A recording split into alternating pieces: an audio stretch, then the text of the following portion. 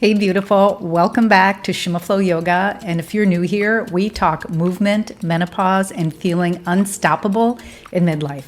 And today we're talking about the dreaded frozen shoulder.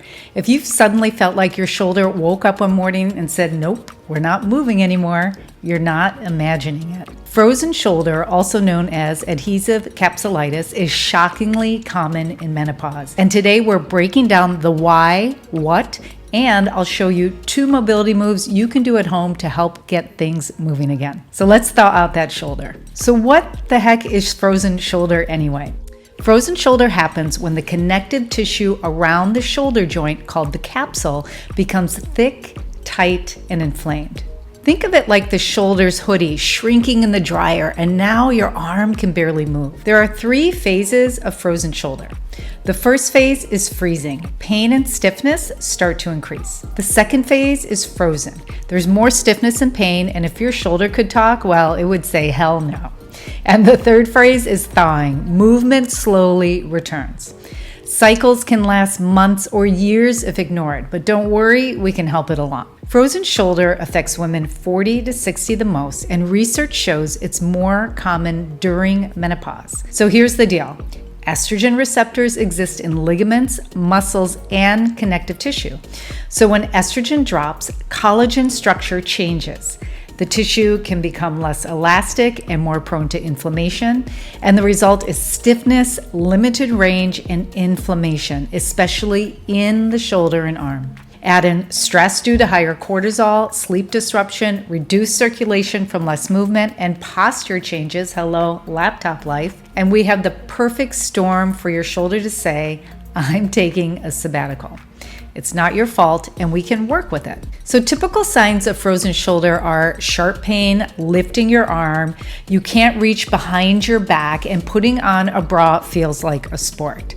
Sleeping on your shoulder, forget about it. And if that sounds familiar, you're in the right place. So let's get moving with 2 exercises. And our goal is gentle mobility, more blood flow, and nervous system safety.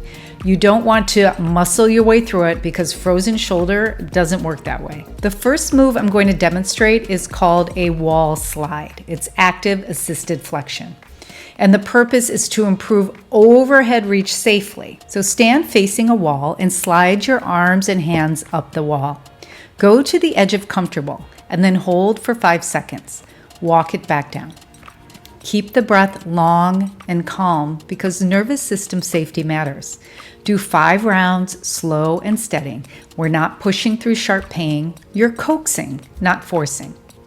Think of this like fostering a dog, gentle encouragement only. The second move is supported internal-external rotation. This will free the capsule and restore rotational movement. Place a folded up towel between your arm and rib cage with your elbow glued to your rib cage. Shoulder is pulled down. Rotate your forearm outward, which is external, and you'll do this 5 to 10 times.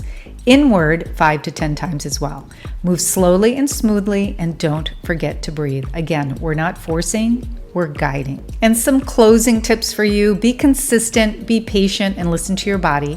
Applying some heat before movement can be really helpful. And when sleeping, be mindful not to sleep with your arms above your heads, as this restricts blood flow to the shoulder. Frozen shoulder does thaw, and supporting your hormones and stress and your strength all helps speed the process. So if you found this video helpful, hit the like button, subscribe, and comment more mobility please if you want a full shoulder mobility class next. And if frozen shoulder has been your unwanted roommate, tell me how you're doing below, and let's heal better together.